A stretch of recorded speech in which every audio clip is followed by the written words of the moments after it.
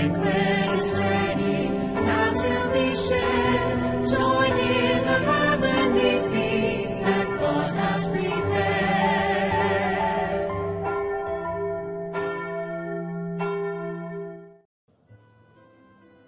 Halo, selamat pagi semuanya.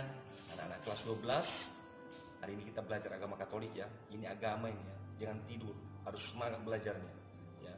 Nah, kemarin kita sudah belajar tentang keadilan, kebenaran, kejujuran, perdamaian. Sekarang kita belajar tentang keberagaman sebagai realitas asali kehidupan manusia. Keberagaman ya. Jamak ya. Tidak satu, tidak seragam, tapi banyak ragamnya. Maka kalau kita buka kamus ya, keberagaman itu kata menerangkan tentang ragam yang berarti tentang sikap, tingkah laku, macam-macam jenis ya, musik, langgam atau warna atau corak ya. Nah, maka keragaman merupakan adanya banyak macam. Sedangkan keragaman sendiri berarti perihal berjenis-jenis atau beragam-ragam atau suatu keadaan yang beragam-ragam. Ya. Keragaman secara umum adalah suatu kondisi di mana terdapat perbedaan-perbedaan di dalam masyarakat di berbagai bidang seperti suku, bangsa dan ras, agama dan keyakinan, ideologi dan politik, adat dan kesopanan, sosial dan ekonomi. Unsur-unsur keragaman dalam masyarakat antara lain suku, bangsa dan ras, agama dan keyakinan, ideologi dan politik, adat dan tata krama, kesenjangan ekonomi dan sosial. Dalam kitab suci Perjanjian Lama diceritakan bahwa bangsa terpilih, bangsa Israel tentunya, mereka menghayati satu bangsa, satu Tuhan, satu negeri, satu tempat ibadat, satu tata hukum. Ya, itu Ulangan 12. Dari sejarahnya ternyata ketika mereka bersatu, ya, mereka menjadi kuat, sanggup mengalahkan seluruh musuh dan menjadikan dirinya bangsa yang jaya. Namun ketika mereka tidak bersatu, mereka menjadi bangsa yang tidak berdaya ya, dan tiap kali mereka gampang dikalahkan oleh musuh-musuh mereka. Dengan demikian kitab suci yang menceritakan bahwa ketika mereka dari Mesir memasuki tanah Kanaan di bawah pimpinan Yosua, mereka sungguh bersatu dan dapat merebut tanah terjanji itu. Ketika mereka sudah menempati tanah terjanji dan dibagi menurut suku-suku keturunan Yakub, maka mereka lama-kelamaan terpecah dan menjadi lemah. Pada saat-saat itulah ya, mereka menjadi lemah dan gampang dikalahkan oleh musuh-musuh mereka. Mereka pernah bersatu di bawah pimpinan Raja Daud dan menjadi bangsa yang kuat dan jaya. Kemudian mereka terpecah lagi dan menjadi lemah lagi. Sehingga ya, apa yang terjadi? Dikisahkan bahwa ketika saat Mesias datang, Yesus lahir, umat Israel telah dijajah oleh bangsa Romawi. Akibatnya apa? Mereka menjadi bangsa yang lemah dan gampang dipecah. Untuk itu, mari nanti kita mempelajari tentang keberagaman ini. Dengan apa? Tujuannya adalah kita mengetahui bahwa di luar kita ada yang berbeda, budaya atau apapun yang dimiliki, dan juga menghayati apa? Kesatuan kita itu menjadi sebuah kekuatan. Maka untuk itu, mari kita berproses dalam pembelajaran ini dan mari kita awali dengan doa.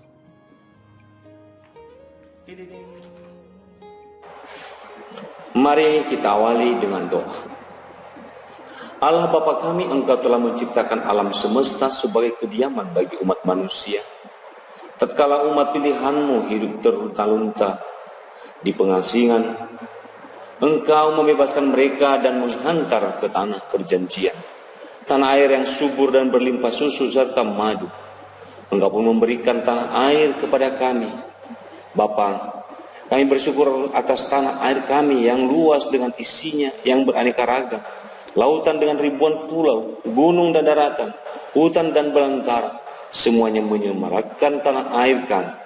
Kami bersyukur atas ratusan suku dan aneka kebudayaan serta bahasa yang Kau himpun menjadi satu bangsa dan satu bahasa. Kami mohon berkat-Mu bagi semua yang mendiami tanah air ini. Semoga kami semua berusaha memelihara dan memajukannya. Bebaskanlah tanah air kami dari bahaya bencana alam, kelaparan, perang, dan wabah penyakit. Semoga kami semua tekun membangun tanah air kami demi kemakmuran dan kesejahteraan seluruh bangsa. Bantulah kami mewujudkan tanah air yang adil, makmur, aman, damai, dan sejahtera. Sehingga tanah air yang kami diami di dunia ini selalu mengingatkan kami akan tanah air surgawi, tempat kami akan berbahagia abadi bersama Engkau. Semua ini kami sampaikan kepadamu dengan pengantaran Kristus Tuhan kami. Amin. Dalam nama Bapa, Putra, dan Roh Kudus. Amin. Kita masuk pada judul keberagaman sebagai realitas asali kehidupan manusia. Ini jelas bahwa memang keberagaman yang terjadi, yang ada, itu menjadi sesuatu yang tidak bisa kita ubah, tidak bisa kita tolak. Itu adalah kodrat, ya.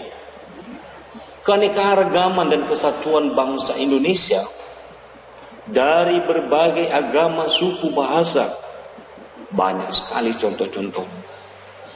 Kita bisa melihat bahwa keanekaragaman ini, ya, sebenarnya bisa sangat menjadi kekuatan kita kalau kita bisa menyadarinya dengan baik. Coba kita lihat, ya, keanekaragaman kesatuan bangsa kita. Kita pertama kali harus menyadari keanekaan kita, ya. Kita harus sadar bahwa kemajemukan adalah ciri asli dari kehidupan manusia di dunia ini. Tuhan menciptakan umat manusia dalam keperbedaan yang tak terhindarkan. Ya, kemajemukan merupakan keadaan yang tak terhindarkan.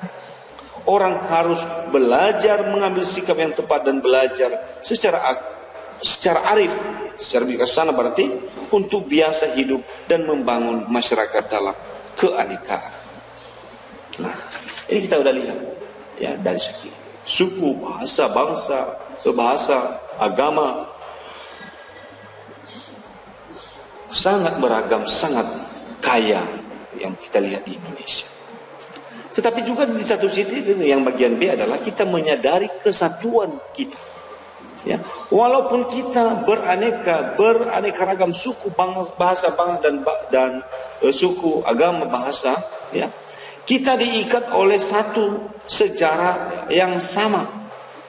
Kita diikat oleh cita-cita yang sama. Ya, maka kita simpulkanlah itu dalam Bhinneka Tunggal Ika. Beraneka ragam atau berbeda-beda, namun satu. Ya, kenyataannya keberadaan bangsa Indonesia memang berbeda-beda. Bangsa yang utuh dan bersatu, ya, serta yang berbeda-beda adalah saudara sebangsa dan setanah air. Itulah akhirnya pada 28 Oktober 1928 para pemuda di seluruh Indonesia menyampaikan sumpah. Berikut adalah, harus disadari bahwa kesatuan tidak sama dengan keseragaman. Ya, jangan ada pemaksaan bahwa harus seragam kalau kita harus satu. Tidak bisa. Kita harus juga menghargai perbedaan-perbedaan yang ada di dalam masyarakat. Maka, ya, Kebhinneka Tunggal Ikaan bukanlah suatu tugas yang sudah selesai. Tapi ini perlu dipertahankan, perlu diperjuangkan, perlu diisi.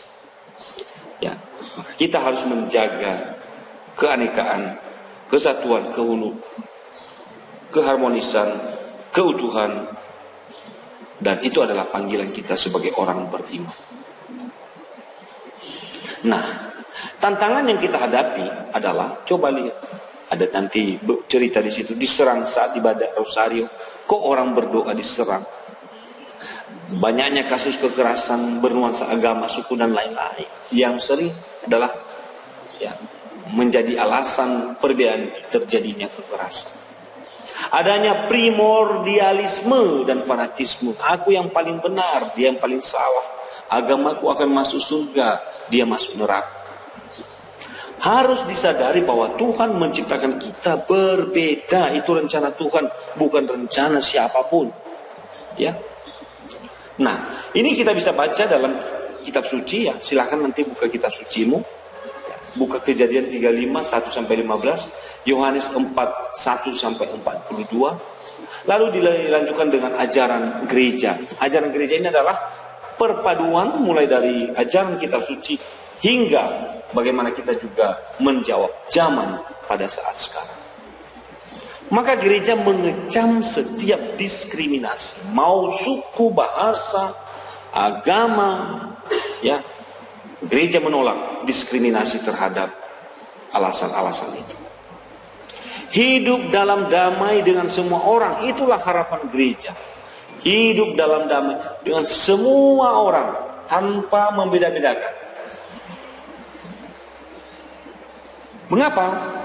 Gereja menyadari bahwa kita semua ini adalah merupakan satu keluarga dan saling menghadapi dengan sikap persaudaraan. Maka beberapa kesimpulan yang harus kita tanamkan dalam hati adalah: pertama, mereka atau kita semua yang dipanggil untuk satu tujuan yang sama, ya, dan kita dipanggil itu oleh Allah sendiri. Allah yang memanggil kita untuk memfokuskan satu tujuan. Lalu berikutnya, cinta kasih terhadap Allah dan sesama merupakan perintah yang pertama dan terbesar. Kasihilah Tuhan Allah, kasihilah sesamamu manusia. Yang terakhir adalah Tuhan Yesus berdoa kepada Bapa. Inilah doa Tuhan Yesus, supaya semua orang menjadi satu Bapa, seperti kita pun satu. Ya, doa Yesus, harapan Yesus yang harus kita wujudkan, kita wartakan, kita memberi diri sebagai saksi bahwa kita harus bersatu. Maka untuk itu dalam pembelajaran ini silakan buat poin-poin pentingnya. Ikuti pembelajaran juga dari buku elektronik yang kamu pegang. Ya. Maka yakinlah bahwa nilai-nilai positif yang ada dalam pembelajaran ini dapat kamu terapkan dalam kehidupan keseharian. Untuk itu, mari kita